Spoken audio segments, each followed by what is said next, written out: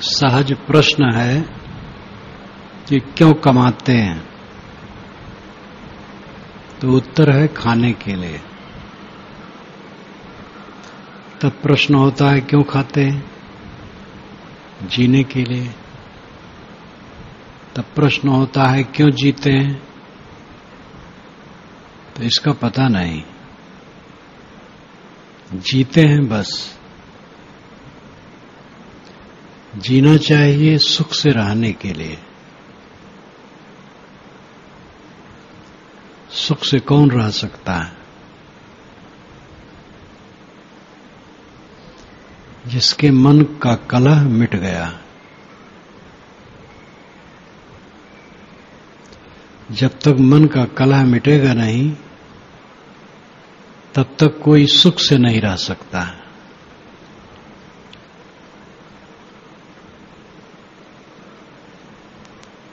मन का कलह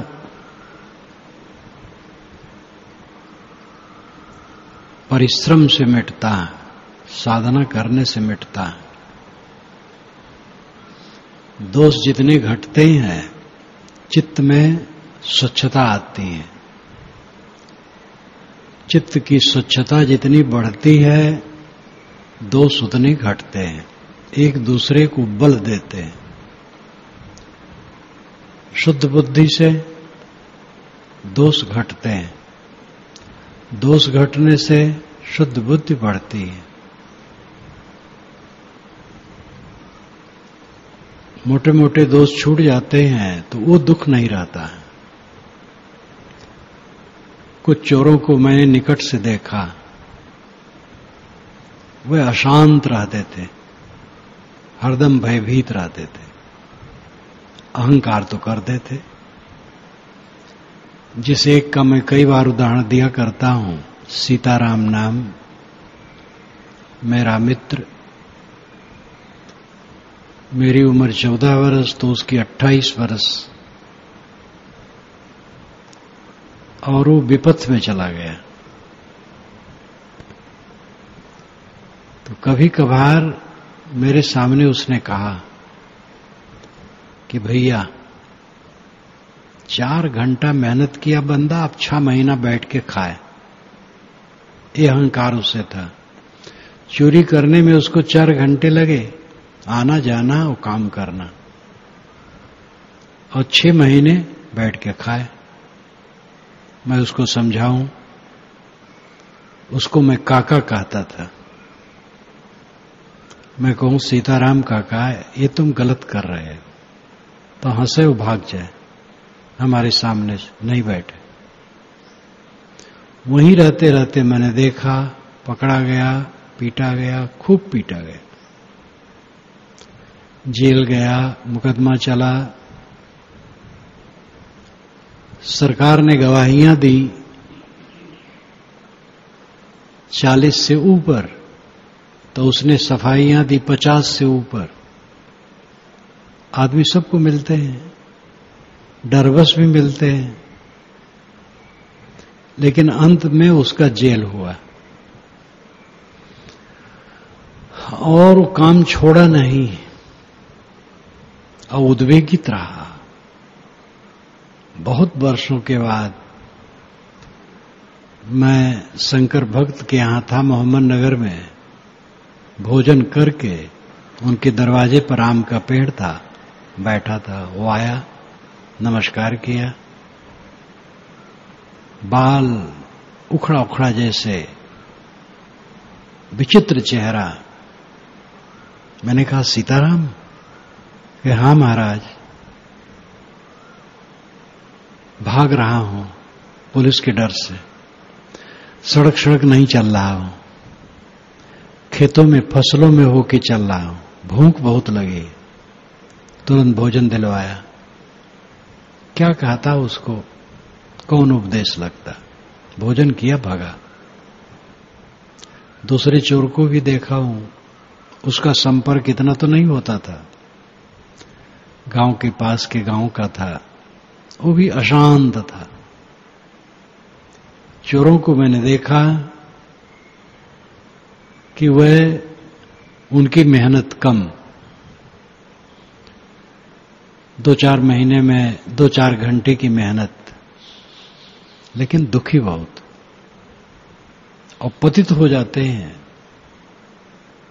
अंग्रेज गवर्नमेंट के जमाने में देखा, अंग्रेज अफसरान आए थे, बहुत बड़ा बाग था, उसमें पड़ाव पड़ा था, ठंडी का महीना था, कई प्रकार के जांच पड़ताल में सब रहते थे। 3 आदमी जिनके हाथ में हथकड़ी बैठाए थे, उसमें एक था जो 55 वर्ष का रहा होगा, वो हंसता रहता था। पुलिस उसको डंडे से मार भी दे तो भी हंसता रहता था। और 2 नौयुवक थे, वो बहुत गमगीन थे, नौसिखुआ थे, और बड़ा चंट था जो बूढ़ा था, लेकिन उसका हंसना ऊपर का था। चोरों को सुखी नहीं देखा, व्यभिचारियों को भी देखा, आचरणहीन है, डीग मारते हैं, श्रृंगारी रस की बात करते हैं, लेकिन चंचल है, दुखी है। एक हत्यारे ने तो कहा कि मैंने एक की हत्या कर दी, एक बार मैंने की, लेकिन वो मेरी हत्या रात दिन कर रहा है। बारंबार वो दिमाग पर सवार रहता था। ऐसे घोर कर्म करने वालों को शांति कहां है? लेकिन ऐसे लोग कम होते हैं, कमाते खाते हैं और रहते हैं, लेकिन कमाते खाते भी खुराफात है, कमाने खाने में भी खुराफात है, लोगों के संबंधों को निपटाने में भी खुराफात है। उसमें भी सावधान नहीं रहेंगे तो अशांत रहेंगे। लोभ, क्षोभ, काम, क्रोध, मद, मत्सर बीते तो नहीं रहते हैं। आदमी चोर नहीं है, व्यभिचारी नहीं है, हत्यारा नहीं है, लुटेरा नहीं है, किसी के लिए लगाव बझाव का काम नहीं करता है, लेकिन काम, क्रोध, लोभ, मोह उसमें है, वो जगते हैं, वासनाओं में उलझा है, राग, द्वेष, मोह, ममता, इससे उसका भी दुख बना रहता है। लेकिन चोर, बदमाश से ऐसा दुख नहीं रहता, हल्का रहता है। लेकिन चित्त उसका सब समय शांत नहीं रह सकता है। इसमें भी जिसने काफी सुधार कर लिया है, साधक हो गया, ब्रह्मचारी हो गया, साधना करने लगा है और जानबूझ करके सारी खुराफात को छोड़ दिया है, तो उसका दुख बहुत घट जाता है, बहुत शांति आ जाती है। लेकिन ये मनुष्य का मन है, जो चीज उपलब्ध नहीं होती उसके लिए आकर्षण होता है, उपलब्ध होने के बाद उसका महत्व नहीं रहता है। व्यवहार में भी देखो, कल मैं घूमा जब आया आश्रम में 2 घंटे के बाद, तो सिलेंडर कमरे में भी गया। मैंने कहा देखो, जो काम हो जाता वो भूल जाता है। पहले होता था ये कि सिलेंडर का एक कमरा होना चाहिए। जिस ढंग से हम लोग भोजन बनाते हैं इतना खतरनाक है।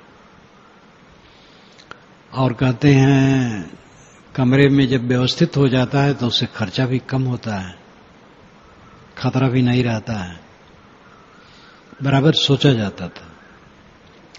और उसका कमरा बने, उसकी व्यवस्था हुई, कई वर्ष बीत गए, अब उसका याद ही भी नहीं होता है। सभागार नहीं था, सभागार की कल्पना थी तो उसका महत्व लगता था। अब सभागार हो गया, अब इसका भी ख्याल करीब करीब भूल गया। इसमें सत्संग पाठ करते इसलिए सामने है। उपलब्धि जब तक नहीं होती है तब तक आकर्षण होता है। आकर्षण को हो या विचार को हो, आकर्षण भी होता है, विचार भी होता है। आकर्षण अविवेक से होता है और विचार समझ से होता है। लेकिन उपलब्ध होने के बाद वो बात ठंडी हो जाती है। साधक जब साधना में लगता है, उसकी कई कठिनाइयां दूर हो गई, मोटे दोष खत्म हो गए। इसलिए वो पहले वाला उद्वेग और झंझट और परेशानी सब समाप्त हो गई। लेकिन जो पद उसे प्राप्त हुआ, अब उसका महत्व उसे ज्यादा नहीं लगता है। जैसे साधक घर में रहा तो उसके मन में बारंबार होता था घर छोड़ दे, विरक्त हो जाए। यहां उपद्रव प्रवृत्ति झंझट बहुत है, करते करते कोई कर दिया, वो झंझट उसकी खत्म हो गई, साधु में आ गया, सहज हो गया। अब कोई जिम्मेदारी नहीं है अपने ऊपर। घर में तो बाल बच्चे, माँ बाप या जो भी है जिम्मेदारियां, यहां कोई जिम्मेदारी नहीं, स्वच्छंद जीवन हो गया। अब केवल सेवा, स्वाध्याय, साधना करना, यही जिम्मेदारी है। लेकिन बोझ नहीं रहा। तो पहले इसकी कल्पना बहुत जोर से होती थी, स्वच्छंद जीवन हो, अब हो गया तो उसके महत्व का भान नहीं रहता है। महत्व का भान न रहने से जो पुराने संस्कार हैं वे धीरे धीरे जगने लगते हैं। काम वासना, काम क्रिया न करे, वासना आती है। अनुकूलता जहां नहीं होती, क्रोध आता है। अनुकूलता मिलती है, मोह जगता है। संस्कार उदय होने लगते हैं। ईर्षा, द्वेष, अनादर, तिरस्कार की प्रवृत्ति आने लगती है। किसी ने हमारे मन के अनुकूल नहीं किया, खटकने लगता है। ये खुराफात दिमाग में फिर शुरू हो जाते हैं। तो जो शांति चाहिए वो शांति नहीं मिलती और साधक भटक जाता है। जब निरंतर सद्गुणों में चित्त दे, दुर्गुणों को नष्ट करने के लिए प्रयत्नवान हो, संसार की नश्वरता को देखे, अहंता ममता जो सबसे बड़ी शत्रुणी है उसको नष्ट करने पर ध्यान हो, तब पूरा काम होगा। अहंता ममता, दुनिया की उपलब्धियां कितनी क्षणिक हैं, कितनी आसार हैं, ये सब के सामने है। जो देख पाए, अबुल कलाम हमारे देश के बहुत बड़े वैज्ञानिक, अविवाहित और अविवाहित ही नहीं, ब्रह्मचारी, उन्होंने भीड़ में कहा था मैं अविवाहित भी हूं और ब्रह्मचारी भी हूं। अविवाहित तो कई लोग होते हैं लेकिन वो ब्रह्मचारी नहीं रह पाते। उन्होंने